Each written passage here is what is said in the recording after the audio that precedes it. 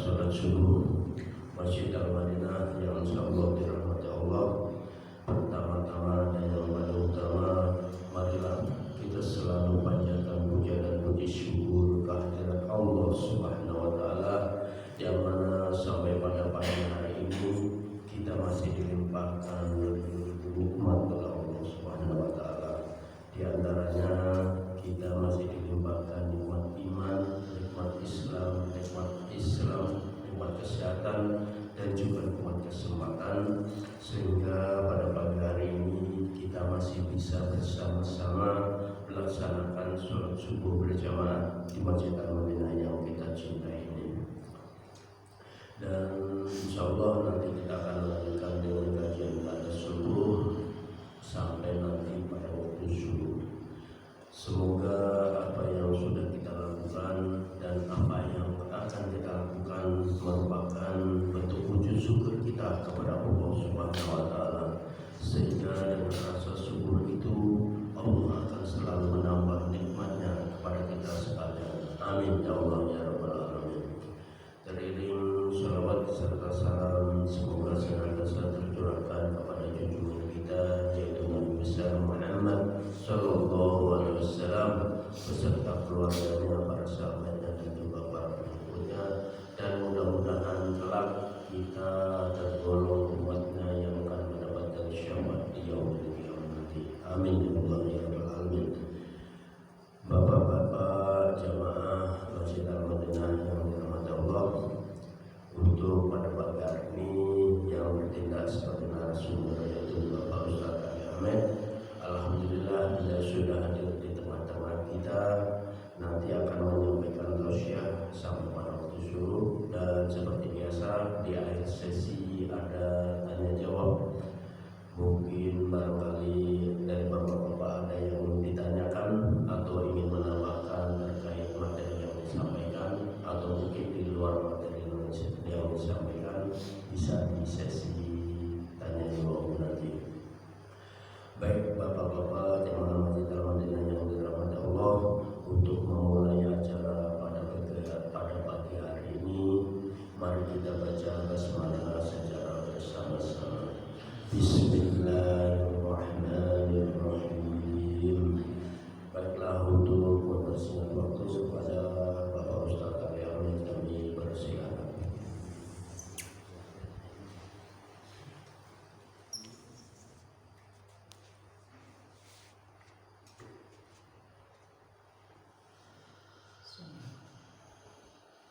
Assalamualaikum warahmatullahi wabarakatuh.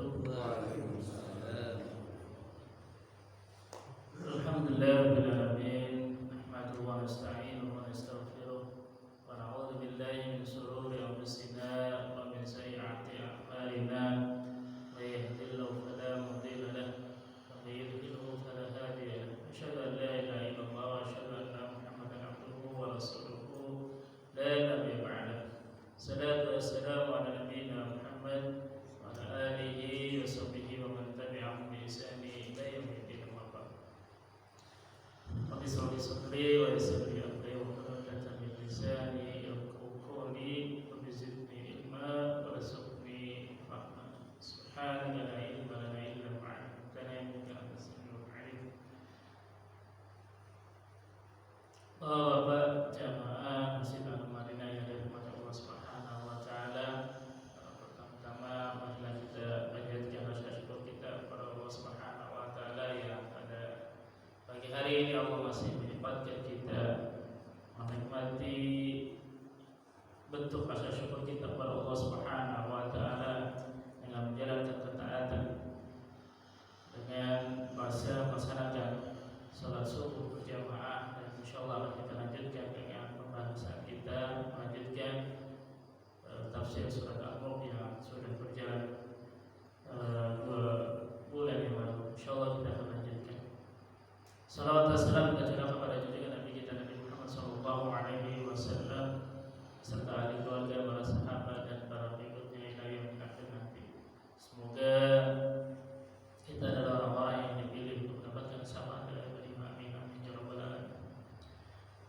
Bapak, pada kesempatan kali ini ingin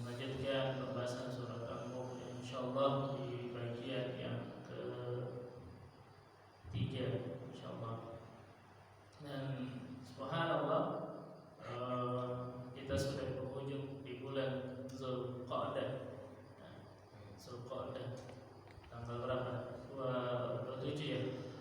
27 Zulqa'dah insyaallah. Bentar lagi kita akan melaksanakan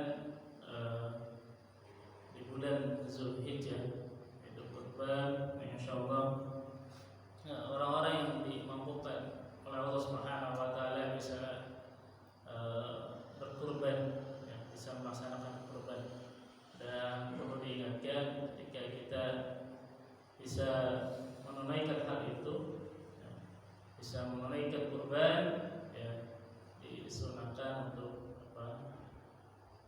tidak mencukur, ya, tidak mencukur, tidak menutupi kuku dari awal bulan Zulhijjah.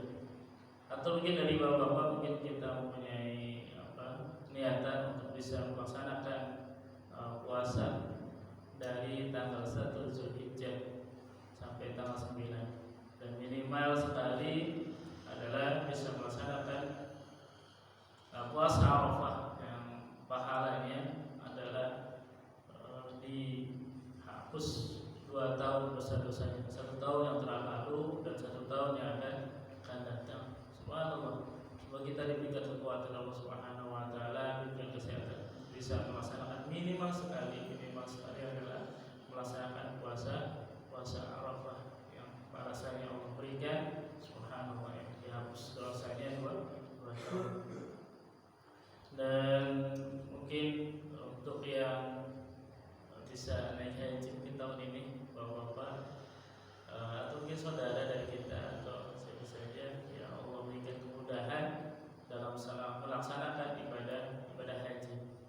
Dan sudah mulai berapa 2 minggu atau 3 minggu yang lalu, ya, insyaallah sudah mulai berjalan. Dan subhanallah kabarnya makin ketat, ya, haji sekarang. Ketika terakhir mereka yang pakai visa TKI itu dipulangkan, dideportasi kembali. Kalau ketahuan tidak menggunakan paspor haji, kena denda 100.000 real atau berapa ya, ini usaha yang dilakukan oleh pemerintah Arab Saudi untuk memperketat pelaksanaan ibadah haji. Ya, semoga Allah berikan kita kemampuan mungkin tahun-tahun depan atau sudah dari sekarang berniatkan untuk ibadah haji. Semoga kita bisa dipanggil oleh Allah Subhanahu wa taala. Karena kita yang minimal ya, kita niatkan insyaallah. Karena ada kisah unik, ya, ada kisah unik. Orang ngantri mungkin berapa tahun, mungkin bisa 10 tahun. Minggu yang lalu saya melihat Safar, dia hanya menunggu 5 tahun. Ya, kita juga nggak tahu itu kan, kita mungkin berpikirnya mungkin tahun berapa itu, pikir lama. Tapi subhanallah dapat waktu hanya 5 tahun dan masih bugar, ya, masih di bawah 60, masih 57 masalah ya, kemarin. Itu subhanallah. Ya, semoga kita dipanggil Allah Subhanahu wa taala untuk bisa melaksanakan ibadah haji di tahun yang datang. Mari niatkan setidaknya kita mendapatkan pahala niat. Kalau kebaikan niat itu mendapatkan pahala. Berbeda dengan keburukan. Kalau keburukan belum dilaksanakan keburukan tersebut, maka belum diberikan dosa. Kalau niat itu sudah mendapatkan pahala niat kebaikan. Makanya perbanyak untuk meniatkan sesuatu, niatkan kebaikan. Hari ini insyaallah mau tilawah. Ya, kita usahakan bukan hanya sekedar niat, ya, bukan hanya sekedar angan, tapi memang diniatkan benar-benar. Insyaallah hari ini saya mau tilawah, hari ini mau sedekah, hari ini mau berbuat baik. Dan insyaallah ketika kita benar-benar diniatkan, insyaallah akan Allah permudah langkah tersebut. Oke, Bapak, yang pertemuan terakhir saya agak sedikit lupa ini kemarin ayat kalau masalah di ayat 6 sampai 11. Oke. Insyaallah kelihatan, ya. Kurang, ya.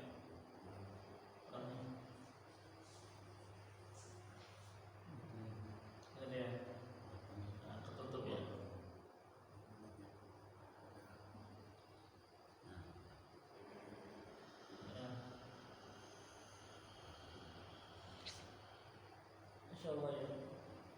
Saya berkacamata soalnya bapak-bapak. Insyaallah bisa. A'udzu billahi minasyaitonir rajim. Bismillahirrahmanirrahim. Walilladzina kafaru bi rabbihim 'adzabu jahannam wa bi'sal masir. Idza ulqu fiha sami'u laha shahiqan wa hiya tafur. Takadu tamayyazu min al-ghayz. Kullama ulqiya fiha fawjun sa'alahum wazanatuha alam ya'tikum nadhir. Qalu bala qad ja'ana nadhirun fakadzabna wa qulna ma nazzala Allahu min syai' in antum illa fi dhalalin kabir. Wa qalu law kunna nasma'u aw naqilu ma kunna fi ashabis sa'ir. Fa'tarafu bi dhanbihim fasuqqan li ashabis sa'ir. Surat Al-Mulk ayat 6 sampai 11. Ya. Dan orang-orang kafir, ya, orang yang kafir kepada Tuhannya memperoleh azab jahannam. Wa bi'sal masir, dan itulah seburuk tempat kembali. Wa bi'sal masir. Apabila mereka dilemparkan ke dalamnya, ya, idza ulqu fiha sami'u laha. Mereka mendengar suara syahiqa wa hiya tafur. Ya, suara neraka yang mengerikan. Takadu tamayyazu min al-ghayz. Dan mereka di neraka sedang ada itu bergerak hampir-hampir takadu tamayyazu, hampir-hampir neraka itu terpecah-pecah. Min al-ghayz kullama ulqiya fiha, antara marah. Ya. Neraka itu marah. Qawlun sa'alahum khazanatuha alam ya'tikum nadhir. Ya, setiap kali dilemparkan ke dalamnya sekumpulan, itu orang-orang kafir, penjaga-penjaga neraka itu bertanya kepada mereka, qalu bal qad ja'ana. Ya, bertanya kepada mereka, para penjaga neraka, apakah belum pernah datang kepada kamu, yaitu di dunia, seorang memberi peringatan? Faqulna ma nazzalallahu min syai'. Mereka menjawab, benar, ada, sesungguhnya telah datang kepada kami seorang pemberi peringatan, tetapi kami mendustakannya. Ya. Insyaallah ya. Dan kami katakan Allah tidak menurunkan sesuatu apapun. Qul kunna nasma'u na'qil ma kunna fi ashabis sa'ir. Insyaallah. Dan mereka berkata, kamu tidak lain hanyalah di dalam kesesatan yang besar, di mungkin. Dan mereka berkata, sekiranya kami mendengarkan, wa qalu law kunna nasma'u, ya, sekiranya kami mendengarkan atau memikirkan, ya, mungkin apa peringatan tersebut, niscaya tidaklah kami termasuk penghuni neraka yang menyala. Wa nakiru ma kunna fi ashabis sa'ir. Fa'tarafu, mereka i'tiraf, pengakuan dosa. Mereka mengakui bidambihi, dosa-dosa mereka. Fasuqqan li ashabis sa'ir, mereka binasa, ya, di ashabis sa'ir, bagi penghuni neraka yang menyala. Ini terkait dengan kondisi orang-orang kafir, orang-orang kafir yang dimasukkan ke dalam neraka. Di pertemuan sebelumnya, surat Al-Mulk, kerajaan yang termasuk dari surat yang disunahkan untuk sering dibaca. Karena ada hadis bahwa Rasulullah tidaklah tidur sebelum membaca dua surat Al-Mulk sama surat Sajdah. Walaupun ini hadisnya dhaif. Hadisnya dhaif. Hadis yang sahih adalah hadis terkait dengan bahwasanya surat Al-Mulk, ya, akan menjadi pencegah dari azab kubur. Jadi ada hadis yang sahih dan hadis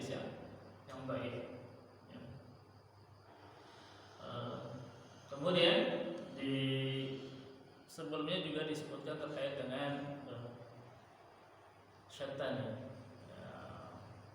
terkait dengan bintang-bintang yang fungsinya adalah sebagai pelempar setan-setan, kemudian menjadi penunjuk arah. Ya. Yang ketiga menjadi hiasan. Nah, ini pembahasan bahasa yang telah lalu, dan ini insyaallah akan kita bahas terkait dengan di ayat 6 dan sampai ayat 11. Walilladzina kafaru bi rabbihim adzabun jahannam wa bi'sal masir. Dan bagi orang-orang kafir bi rabbihim adzab, kafir kepada Tuhan mereka adzab jahannam, adzab neraka jahannam, wa bi'sal masir. Dan itulah tempat seburuk-buruknya tempat kembali. Ya. Jadi yang di jahannam itu adalah tempat kembali yang paling buruk. Tidak ada tempat yang paling buruk di ya, memang karena pilihannya ada dua. Pilihan di akhirat hanya ada dua, dan jahanam adalah tempat yang paling terburuk. Idza ulqu fiha sami'u laha syahiqa. Idza ulqu, apabila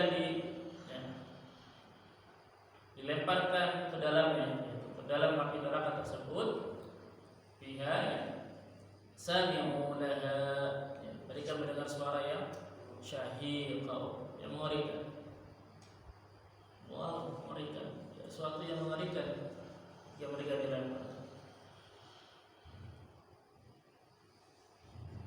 Nah, menurut Ibnu Jarir, syahiqa yang mengerikan itu apa? Cerita.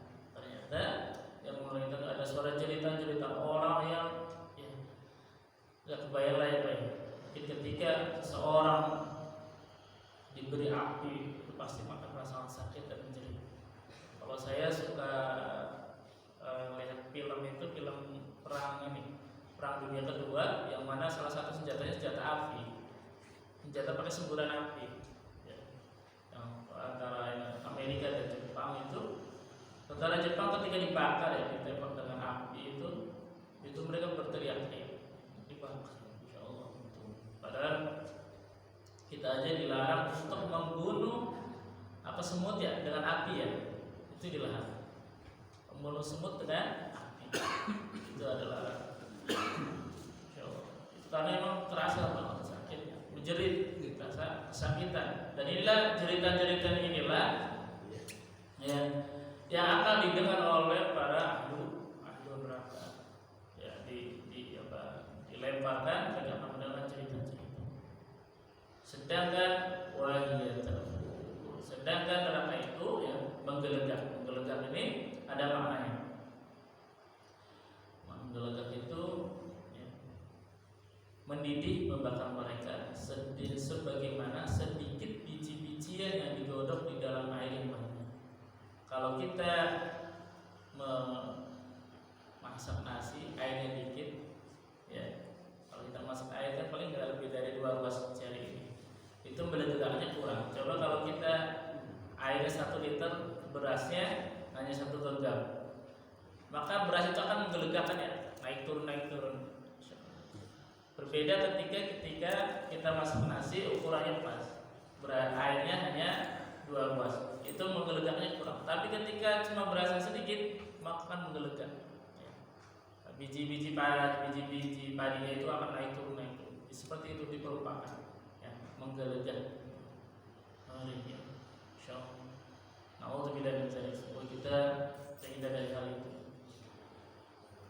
Takadu tamayyazu minal ghaib, hampir tamayyazu, terpecah-pecah minal ghaib, antara ghaib, marah. Siapa yang marah? Yang marah neraka. Pecah-pecah karena saking panasnya, menggelegak. Hampir neraka itu sebagian darinya terpisah dengan sebagian lainnya karena kemarahan dan dendamnya yang sangat terhadap orang-orang kafir. Ini neraka saja terhadap orang-orang kafir itu ya, marah dan dendam. Ya, seakan-akan neraka itu terpisah-pisah. Saking marahnya, terpecah-pecah, terpisah-pisah. Kullama ulqiya fiha fawjun sa'alahum khazanatuha alam ya'tikum nadhir qalu bal qad ja'ana nadhirun fakadzabna qulna ma nazzala Allahu min syai' in antum illa fi dhalalin kabir. Setiap kali dilemparkan ke dalamnya sekumpulan orang-orang kafir, penjaga-penjaga itu bertanya kepada mereka, apakah belum? Qalu bal qad ja'ana, apakah belum pernah datang kepada kamu, ya, maksudnya di dunia seorang memberi peringatan, ya, ja'ana nadhir fakadzabna wa qulna ma nazzala. Mereka menyebut ada yang telah datang kepada kami seorang memberi peringatan, tetapi kami fakadzabna, mendustakan. Wa qulna, mereka berkata, dan kami katakan, ya, wa qulna ma nazzalallahu min syai', Allah tidak menurunkan sesuatu pun, ya, sesuatu min syai', sesuatu pun, in antum, ya, kamu tidak lain hanya dalam kesesatan yang besar. Jadi masuk akal ketika orang-orang kafir dimasukkan ke dalam neraka. Karena apa? Telah datang kebenaran kepada mereka. Jadi ketika ada Rasulullah itu kan tugasnya hanya inna arsalnaka bil haqqi nazira wa basyira wa nazira. Rasul itu hanya menyampaikan basyira wa nazira, kabar gembira, ya, dan peringatan. Rasulullah kabar gembira adalah surga, peringatan adalah neraka. Artinya hal-hal yang terkait dengan surga itu hal-hal terkait dengan ibadah. Kabar gembira, orang yang mengerjakan sholat akan mendapat ganjaran dari Allah berupa surga. Orang yang melakukan ketaatan, Allah berikan ganjaran berupa surga. Nazirun, dan peringatan orang yang melakukan kemaksiatan, orang yang melaksanakan hal-hal yang buruk, peringatannya apa? Akan dimasukkan ke neraka. Dan ketika orang-orang kafir sudah dimasukkan ke neraka, ditanyakan kepada mereka, apakah memang belum datang seorang nabi, seorang rasul untuk memperingatkan kalian? Mereka mengatakan sudah datang, cuma fakadzabna, ya, tetapi kami mendustakan apa yang disampaikan para nabi, ya. Dan ini yang terjadi ketika ini surat ini kan turun di Mekah. Jadi ketika kita berbicara surat-surat Makkiyah, maka yang diajak bicara, yang disampaikan kepada orang-orang Quraisy, yang mereka berbeda dengan surat Madaniyah. Yang disampaikan adalah kepada orang Yahudi, orang Muslim, orang Nasrani, orang munafik. Makanya banyak sekali terkait dengan ahlul kitab, ya. Walau tahu Nasr, walau tahu angkal Yahud wan Nasr, itu kan surat Madaniyah. Banyak. Tetapi ketika bicara surat Makkiyah, contohnya seperti ini. Ya, orang-orang kafir, ya, orang-orang kafir Quraisy ketika disampaikan risalah Nabi, ya, yang mereka mendustakan. Nah ini ketika mereka nanti dimasukkan ke neraka, ya, mereka akan mengakuinya. Ya, kami mendustakannya. Mereka akan mengakui bahwa apa yang disampaikan Rasulullah adalah betul, dan tapi mereka kami mendustakannya. Sungguh telah datang kepada kami seorang pemberi peringatan, tetapi kami mendustakan para nabi tersebut. Ya. Ini balasan bagi orang-orang yang mendustakan kebenaran. Kemudian Allah Subhanahu wa taala menyebutkan tentang keadilan yang dia terapkan terhadap makhluknya, bahwa dia tidak mengajak seorang melainkan sudah menegakkan alasan terhadapnya, dan setelah mengutus seorang rasul kepadanya, seperti yang disebutkan dalam firman-Nya. Ya. Ini maha keadilan Allah Subhanahu wa taala ketika mengajak seseorang, karena memang sudah diutus para nabi. Berbeda dengan yang ada nanti ada sedikit di ayat Al-Isra, wa ma kunna mu'adzibina hatta nab'atha rasula. adalah kami mengazab hatta sampai datang seorang rasul. Nah, ini nanti karena nanti ada pertanyaan, bagaimana orang-orang yang mati sebelum adanya Nabi Muhammad? Ya, nanti saya pernah ada pertanyaan seperti itu. Telepon juga ya. Ketika misalkan jangankan di ketika Rasulullah belum diutus, misalkan ada suatu daerah mungkin 100 tahun yang lalu Papua itu nggak ada dimasukin oleh dakwah Islam misalkan, bagaimana keadaan mereka kondisi mereka ini kan suatu tempat yang nggak didatengin oleh, artinya agama Islam belum ada di sana, dakwah Islam belum nyampe sampai Papua mungkin 100 tahun yang lalu. Itu bagaimana kondisi mereka ketika mati? Dia tidak pernah mendengar yang namanya Muhammad, dia tidak pernah mendengar namanya Allah. Itu mereka tidak pernah mendengar hal itu. Islam aja tidak pernah dengar. Ya. Bagaimana kondisi mereka orang-orang yang di suku-suku pedalaman, yang mereka tidak pernah mendengar dakwah Islam. Kalau sekarang kayaknya nggak ada ya, kayaknya semua nyampe semua ya. Tapi ada yang hal unik, saya pernah melihat seorang mu'alaf dari luar negeri itu, dia baru dengar yang namanya Islam, yang namanya agama Islam itu. Wow, seperti itukah itu kan? Padahal di internet itu kan banyak sekali. Mungkin kebiasaan sehari-hari tidak tidak mengakses seperti terkait dengan agama religinya dan hal yang lain, sehingga mereka itu tidak tahu yang namanya Islam.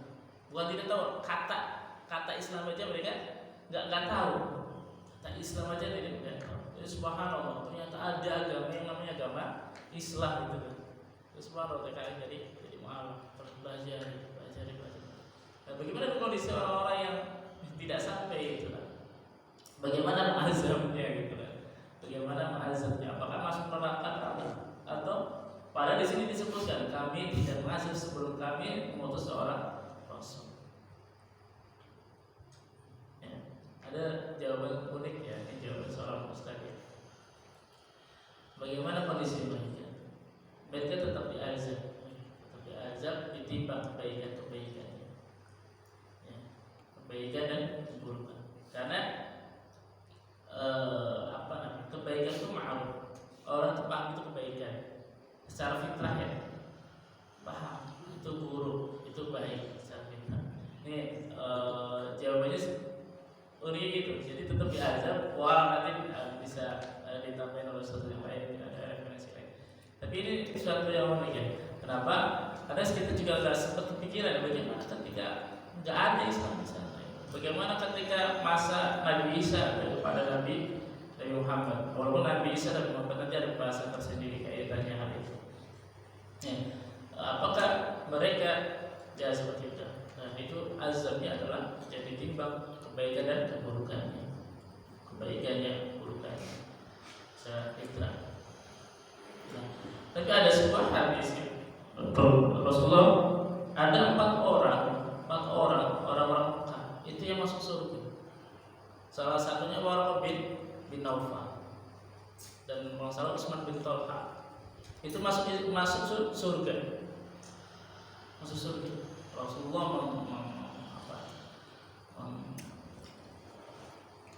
memberikan kita informasi bahwa ada orang-orang Quraisy yang meninggal masuk surga. Berarti yang lainnya adalah karena memang ini debatable. Ketika masa Nabi Isa dan Nabi Muhammad SAW itu sebenarnya ada risalahnya risalah Nabi Isa. Ya, pertama, artinya ada orang Yahudi wa Nasoro, ya, Bani Israel, yang mana mereka simpang-simpangan itu oleh orang Yahudi wa Nasoro. Artinya ada agama yang baiknya, ada yang benarnya, seperti pendeta Buhairah.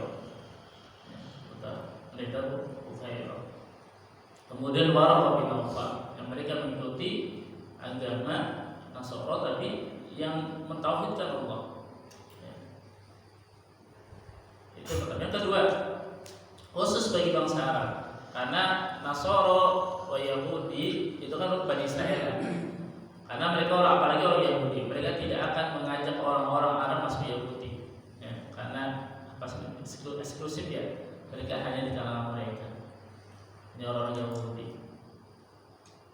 Itu bagaimana?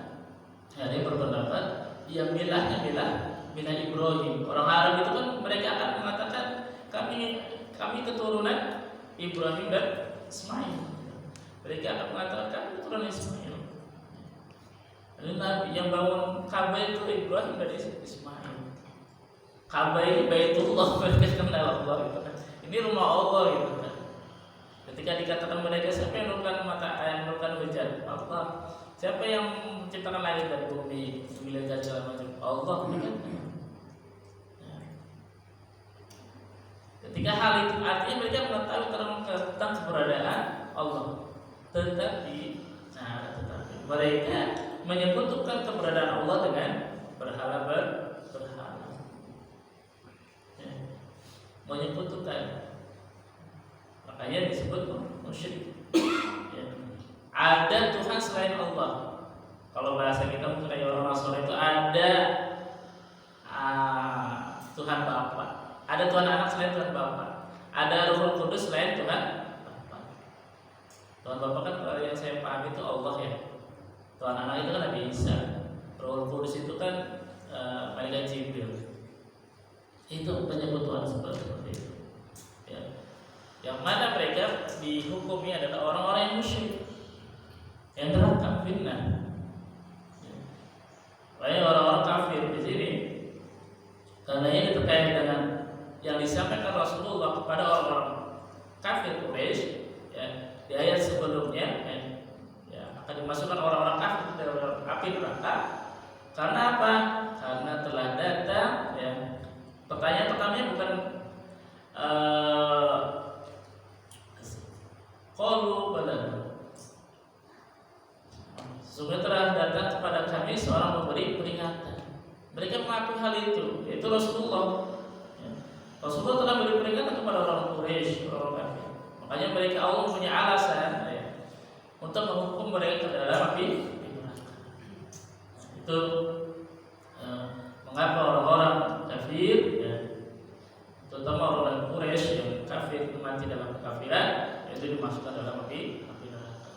Karena telah datang pada mereka seorang Rasul.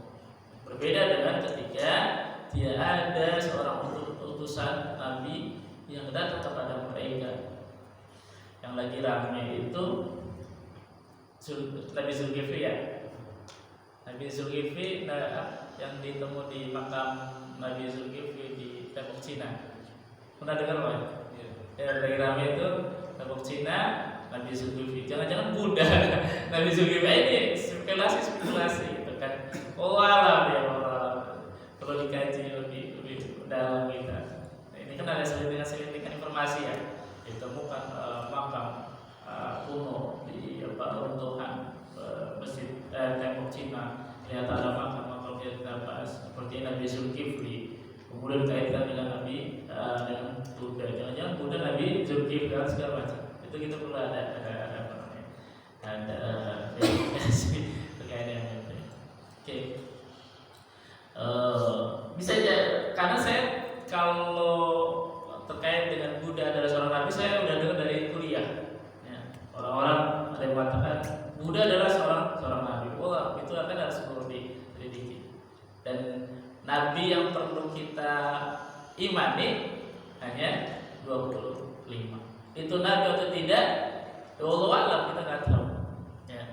Yang pasti adalah nabi yang kita imani ada 25. Toh kalaupun dia seorang nabi misalkan, toh syariatnya juga hilang semua kan? Karena udah diganti dengan syariatnya Rasulullah. Kalaulah dia seorang nabi mengajarkan tauhid, mengajarkan ketaatan kepada Allah, ada ibadah-ibadahnya, toh itu kan semua hilang. Karena apa? Ada Rasulullah. Rasulullah itu menghapus semua syariat sebelumnya, menyempurnakan, memperbaiki, ya, menyempurnakan syariat sebelumnya. Justru jika Buddha seorang nabi, maka pengikut Buddha harus ke Islam. Karena Rasulullah adalah Nabi terakhir, Rasul Nabi terakhir untuk menyempurnakan Nabi sebelumnya. Seperti itu lagi ya. Oke, kita lanjutkan ke ayat selanjutnya. Hatta idza jaa futihat abwaab ini surat Az-Zumar ya.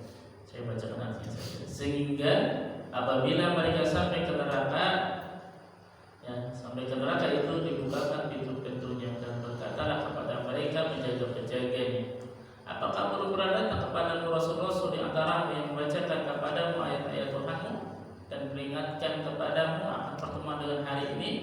Mereka menjawab benar. Bala walakin haqqat kalimatnya. Tetapi telah pasti berlaku ketetapan azab terhadap orang-orang yang kafir. Jadi pengakuan orang-orang yang dimasukkan ke dalam neraka, ditanya oleh penjaga-penjaga mereka, kalian masuk ke sini emang nggak datang seorang nabi? Mereka jawab iya, datang seorang nabi. Datang seorang nabi pada mereka, hanya mereka dimasukkan dalam neraka. Dan berlaku juga pada nabi-nabi sebelumnya. Karena saya berpikir ketika zaman itu misalkan, zaman ketika antara Nabi Isa dan Nabi Muhammad SAW itu kan di Indonesia aja udah banyak penduduk ya. Ya, ketika zamannya Rasulullah itu di Indonesia udah ada peradaban, udah ada kerajaan. Kutai Kertanegara itu kan tahun 400-an. Ya, abad ke-4. Rasulullah itu agak abad ke-5 dan ke-6. Borobudur itu abad ke-7. Ya. Itu artinya di Indonesia sudah banyak sekali manusia, ada peradaban, ada kerajaan-kerajaan. Apakah ada nabi nggak ya di antara mereka? Ya. Kita nggak tahu. Itu baru di Indonesia. Bagaimana dengan wilayah-wilayah lainnya? Insya Allah. Ya. Kita mungkin yang tertarik meneliti terus subhanallah ya. Lau kunna nasma'u wa naqilu ma kunna fi ashabis sa'ir. Sekiranya kami mendengarkan atau memikirkan peringatan itu, niscaya ya ma kunna fi ashabis sa'ir. Niscaya kami tidak termasuk penghuni neraka. Artinya ketika ada peringatan kepada kita, apa korelasinya dengan zaman sekarang terhadap kita itu kan zaman dulu ya. Ketika ada peringatan kepada mereka untuk beriman, mengikuti apa yang disampaikan Rasulullah. Zaman sekarang bagaimana? Enggak ada orang kafir, itu orang Islam semua ya. Ya, ketika kita disampaikan kebenaran dari ayat-ayat Allah, dari Al-Quran, dari hadis, kita terima hal itu dengan hujah yang kuat ya. Tentunya dengan hujah yang kuat. Ada landasannya, ada dasar Al-Quran dan Sunnah. Bukan hanya sekedar landasan Al-Quran dan Sunnah saja, tapi bagaimana para sahabat, para tabi'in memahami ayat tersebut. Para tabi'in, para sahabat bagaimana memahami ayat yang turun ini. Tidak berdasarkan karena nanti banyak pendapat. Semakin jauh pendapat tersebut dari sumbernya, maka akan semakin besar peluang untuk menyeleweng. Kalau sesuatu jauh dari sumbernya, kita ngambil dari sini, kemungkinan menyeleweng itu lebih besar lagi. Berbeda ketika kita ambil dari langsung sumbernya, dari orang-orang yang dekat. Seperti hanya sebuah berita, ya. Kalau saya ada namanya udah bisik, kalau anak ada game itu namanya udah bisik. Dari Pak Herujo ada satu kalimat, ujungnya lama-lama berbeda kalimatnya, udah bisikin. Di Al-Madinah ada pengajian tiap hari Minggu, satu kalimat, lama-lama habis di ujungnya, itulah. Ya. Udah bisik lama-lama perkataan itu habis. Tapi ketika kita ngambil dari sumbernya, Al-Quran, hadis, kemudian bil asar para sahabat, terus bagaimana sahabat dan para tabi'in memahami hal itu, minimal sekali bagaimana para imam mazhab itu memahami. Kadang saya benar-benar imam mazhab itu kaitannya hanya fikih saja. Masya Allah, fikih ya. Saya nggak kebayang kok bisa menyebutkan imam mazhab itu hanya membahas fikih saja. Padahal imam mazhab juga berkaitan dengan akidah. Mereka membahas tentang akidah, perkara fikih juga. Ya, itu kan sebenarnya dalam kehidupan cuma ada dua. Kalau dalam garis besarnya, kalau fikih, akidah. Fikih kan amalan-amalan terkait dengan rukun Islam, fikih, muamalah. Kalau akidah terkait rukun iman, Makanya ada yang nambahin lagi nih, tasawuf. Tasawuf itu rukun ihsan. Ya, ihsan itu ada tasawuf. Walau ya terkait dengan amalan batin, tasawuf. Walau itu ada tambahan lagi. Kalau tidak pahami ya sebenarnya kita ada rukun iman, rukun Islam. Rukun iman terkait dengan akidah, rukun Islam terkait dengan amalan ibadah kita. Dan para imam mazhab juga membahas terkait dengan akidah, bagaimana akidah, terkait dengan akidah. Terus membahas terkait dengan ayat-ayat terkait dengan akidah. Sampai-sampai dalam ya kalau Imam Syafi'i itu kan ada namanya Risalah ya. Risalah itu terkait dengan fikih, usul fikih. Ternyata juga mengambil dari Al-Quran. Bagaimana memahami ayat Al-Quran itu menjadi usul fikih, itu kan subhanallah. Ya.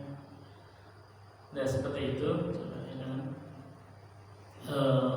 orang-orang yang penghuni neraka. Kita yang udah menjadi muslim terus subhanallah, alhamdulillah, sebuah kenikmatan.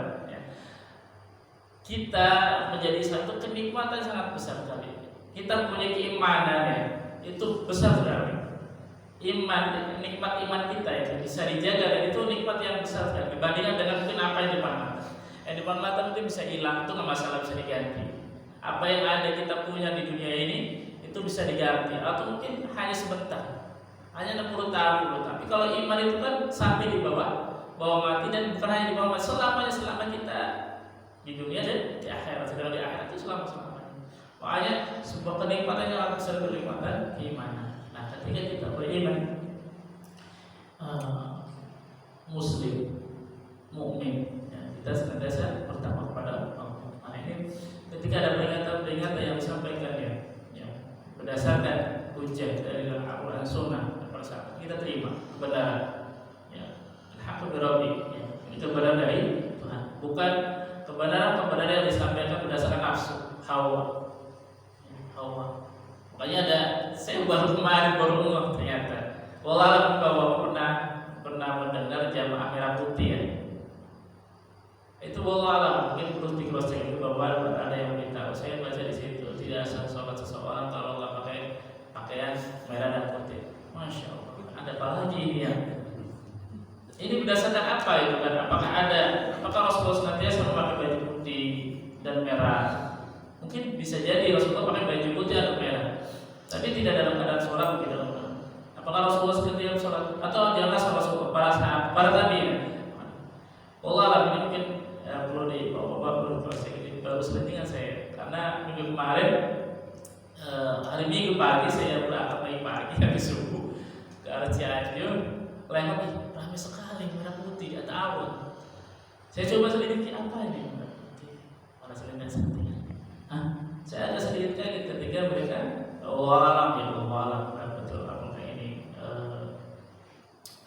memang dari mereka atau ada orang yang membicarakan hal itu terkait dengan tidak sahnya sholat ketika seseorang tidak menggunakan yang merah sama putih. Karena kita sholatnya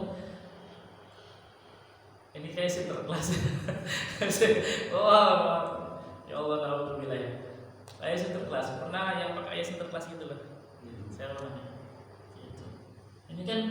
Ini berdasarkan hawa. Apa bagaimana? Kalau hawa itu akan berbeda masing-masing. Di sini ada mungkin 10 lebih bahwa hawanya beda semua. Ada 10 kepala. Ketika berbicara tentang satu hal berdasarkan hawa, maka ada 10 lebih dari pendapat itu. Berbeda ketika ada pendapat, tapi rujukannya satu. Paling ada perbedaan furu'iyah. Dalilnya sama, tapi pendapatnya beda. Ya.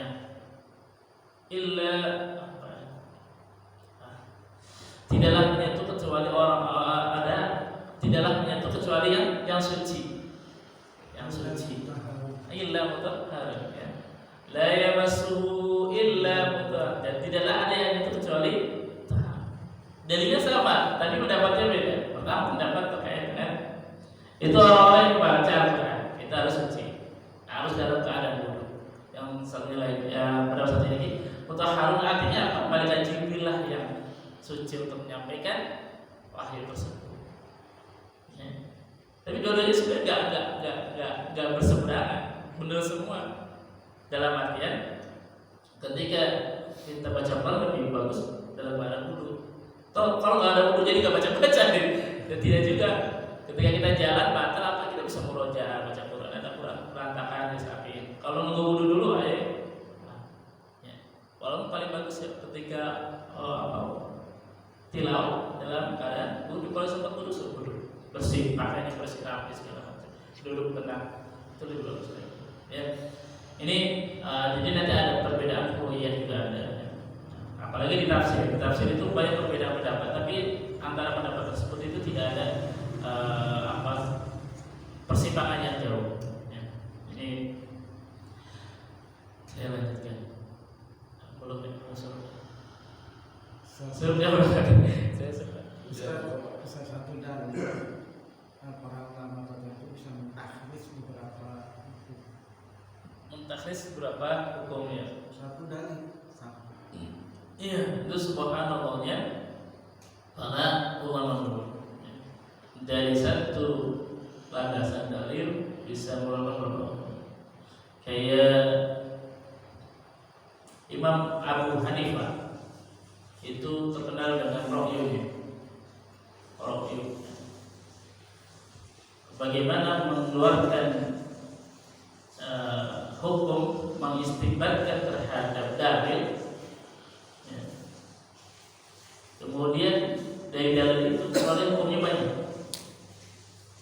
Kalau saya melihat kenapa hal itu terjadi, Imam Abu Hanifah itu kan seangkatan dengan Imam Malik, ya, lebih tua, tempatnya berbeda.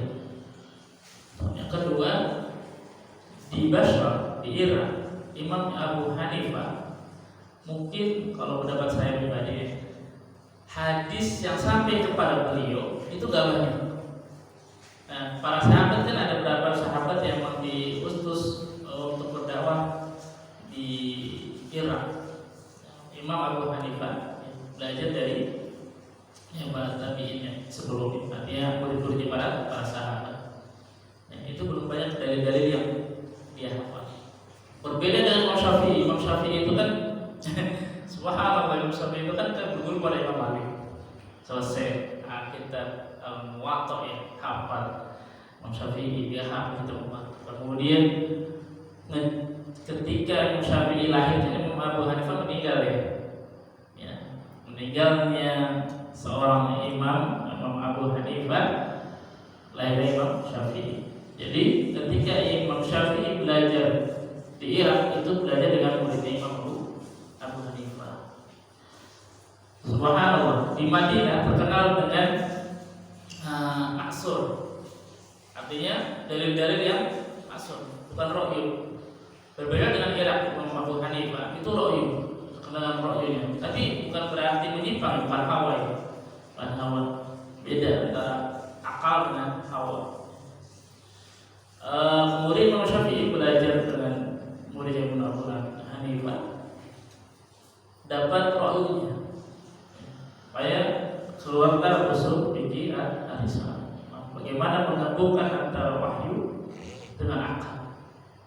Masya Allah, sampai-sampai muridnya Imam Ahmad, muridnya Imam Syafi'i selama hidupnya setiap sholat senantiasa mendoakan guru Imam Syafi'i. Ya, muridnya Imam Syafi'i dan Imam Ahmad. Imam Ahmad komentarnya apa? Tidak ada orang lebih pintar dari Imam Syafi'i. Ya. Dia orang ada kepikirannya. Oh hebat, ya, hebat Imam Syafi'i. Ya. Oke, kita lanjutkan ya, Bapak-bapak. Ya. Lau Walau kunna nasma'u nakilu ma kunna fi ashabis sa'id, tadi sudah, yaitu sekiranya dahulu kami menggunakan akal kami dengan sebenarnya atau mendengarkan kebenaran yang diberikan oleh Allah, niscaya kami tidak akan terjerumus ke dalam kekafiran kepada Allah dan tidak terpedaya oleh kekafiran. Akan tetapi ternyata dahulu kami tidak menggunakan pemahaman kami untuk menyadari apa yang disampaikan oleh para rasul, dan kemudian kami menggunakan akal kami yang dapat memberi petunjuk kepada kami untuk mengikuti para rasul. Maka Allah Subhanahu wa taala berfirman, fa'tarafu bidzambihim fasuqqa li ashabis sa'ir. Mereka mengakui dosa mereka, maka binasalah bagi penghuni neraka yang menyala. Mereka mengakui dosa, kami berdosa, kami tidak gunakan akal kami segala macam. Nah, bagaimana dengan kaitan dengan kita? Ya, kita gunakan akal kita, akal kita bagaimana untuk menerima kebenaran itu. Kita bisa memilah, oh ini kayaknya ini nafsu nih, masa seperti ini wahyu nih. Ya, nah, apa contohnya? Ini tadi lihat merah putih, ya, merah putih. Dasar orang sholat yang apa namanya, pakai baju atau ada merah putih. Dari mana? Atau apakah ada orang di Jawa misalnya yang sholat harus nggak pakai pakaian sedikit pun? Belum pernah ya ada jamaah di Jawa itu sholatnya tidak. Ini dari mana itu? Apakah ada para sahabat, para tabi-tabi mengajarkan hal itu? Kalaupun ada dulu itu pun haji. Kalau orang kafir Quraisy nggak berpakaian, itu pun gara-garanya setelah saya pernah baca, kenapa orang Quraisy itu orang Arab ketika berhaji itu tidak menggunakan pakaian? Ternyata mereka tidak mendapati pakaian yang baru. Jadi ketika orang haji, dia bawa pakaian, masuk kota Mekah untuk haji, maka pakaiannya harus dilepas. Ini pakaian dosa, kotor. Ya, pakaian ini tuh kotor, pernah melakukan dosa, bukan pakaiannya, tapi dia melakukan dosa, pakaiannya dipakai. Maka harus diganti dengan pakaian baru yang ada di kota Mekah. Dan dia tidak mendapati hal itu, nggak ada dana, nggak ada uang, maka pakaian dilepas. Pas dulu dia biar dosanya hilang. Dan itu subhanallah, saya seperti itunya gitu kan. Nah, ini kan kenapa hal itu terjadi? Artinya orang ada syariat yang mewajibkan seseorang melepaskan pakaian, mengganti pakaian dengan pakaian baru. Ini Hawa atau Nabi Ibrahim contohkan. Ya, ini kaitannya dengan pengakuan dosa. Dan kita juga harus mengakui dosa-dosa orang ini agar kita tidak termasuk dikumpulkan dalam orang-orang kafir sebagai ahlu neraka. Sampai jam berapa aja? Saya udah jawab belum ya? Saya belum. Kalau seru mah udah ya? Ini kayaknya udah. Oh iya, sedikit lagi Pak Jum ya, saya bilang jam berapa? Ayat terakhir sih, kita tutup dengan sebuah dari hadis ya, dari Rasulullah SAW yang telah bersabda, manusia tidak akan binasa sebelum mereka menyadari akan kesalahan diri mereka sendiri.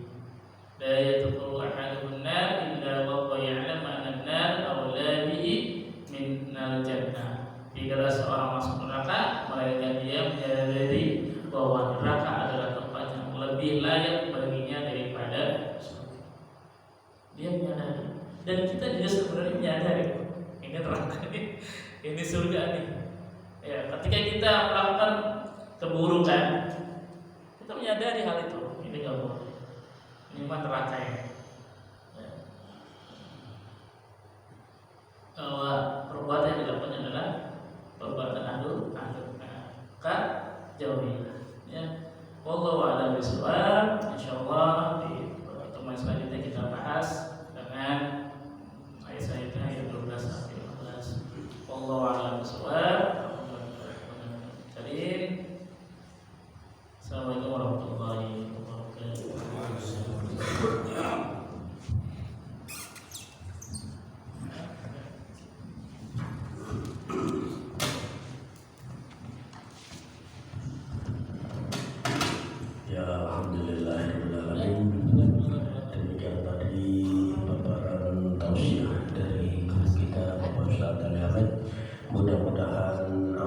disampaikan bisa menambah keimanan dan ketakwaan kita kepada Allah Subhanahu wa taala, serta bisa menambah wawasan kita baik untuk di dunia ini maupun di akhirat nanti. Amin ya Allah ya rabbal alamin.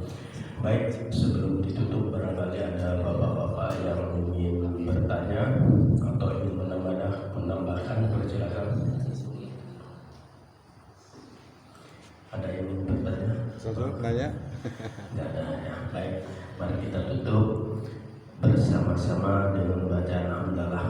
Alhamdulillahirabbil alamin. Subhanakallahumma wa bihamdika asyhadu an la ilaha illa anta astaghfiruka wa atubu ilaik. Kurang lebihnya saya mohon maaf. Bila taufiq wal hidayah. Wassalamualaikum warahmatullahi wabarakatuh. Waalaikumsalam warahmatullahi wabarakatuh.